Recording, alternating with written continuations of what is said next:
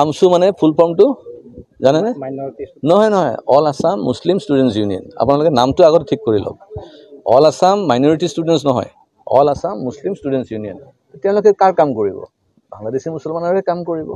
সেইকাৰণে সেইটোৱে কৰি আছে। তেওঁলোকৰ ধৰ্ম তেওঁলোকে পালন কৰি আছে। কিন্তু আমি অসমীয়া মানুহসকলে আমাৰ নিজৰ কি দায়বদ্ধতা নাই নেকি নিজৰ ৰাজ্যৰ কাৰণে, নিজৰ মাটিৰ কাৰণে?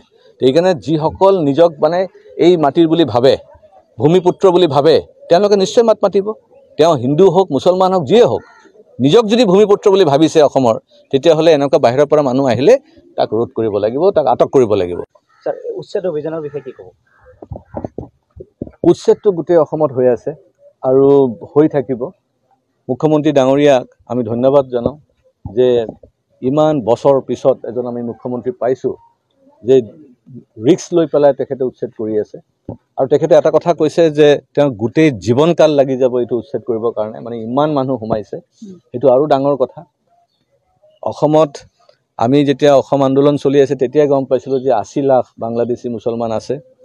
আৰু সেই সময়ত আন্দোলনৰ সময়ত পিছত যদি তেওঁলোকৰ ল'ৰা ছোৱালী পপুলেশ্যন বা আদাৰ ইনফিল্ট্ৰেশ্যন গোটেই কাউণ্ট কৰে, তেতিয়াতো কোটিৰ ওপৰত হ'ব। আৰু কোটিৰ ওপৰত যদি মানে আপোনাৰ বাংলাদেশী মুছলমান অসমত ভৰি আছে, তেতিয়া নিশ্চয় ভাবিব পাৰে যে কিমান ভয়াৱহ হৈ আছে।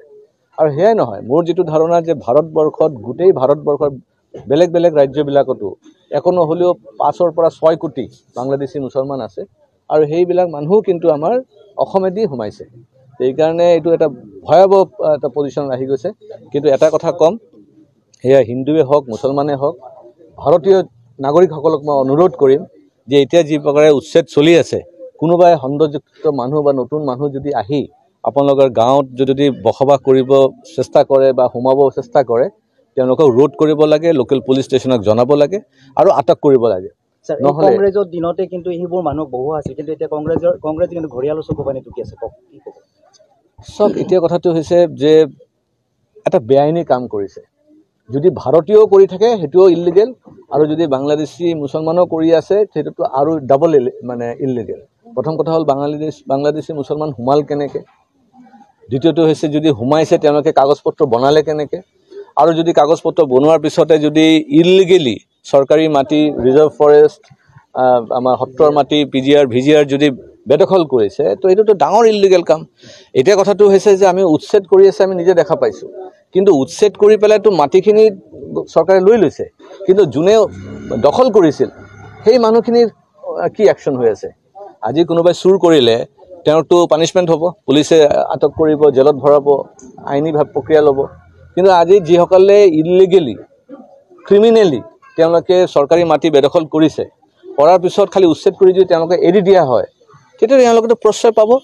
আজি হোজাই অঞ্চলতো মানে কিমান গাড়ী সোমাই আছে, নতুন নতুন মানুহ আমি ধৰি আছোঁ। আজি হাউলি অঞ্চলত আহিছোঁ, ইয়াতো আহি পেলাই গম পাইছোঁ যে এইবিলাক অঞ্চলতো গাড়ী সোমাই আছে, নতুন নতুন মানুহ আহি আছে। সেই মানুহবিলাক যদি তেনেকৈ সোমাই থাকে, তেওঁলোকে ট্ৰান্সফাৰ কৰি আছে, তো মানুহখিনি অসমৰ ভিতৰতে থাকি গ'ল। আমি এইখিনি চিনাক্ত কৰিব লাগিব। আৰু ৰাইজ যেতিয়ালৈকে সচেতন নহ'ব, ৰাইজ যেতিয়া ৰাজপথত ওলাই নাহিব, অকলে চৰকাৰে যে কৰিব পাৰিব সেইটো নহয়। চৰকাৰেতো উচ্ছেদ কৰি আছে, কিন্তু নিজৰ থলুৱা মানুহখিনি, লোকেল মানুহখিনিতো ওলাব লাগিব ৰাজপথত। কিন্তু আমছুই চৰকাৰে চেলেঞ্জ কৰিছিল।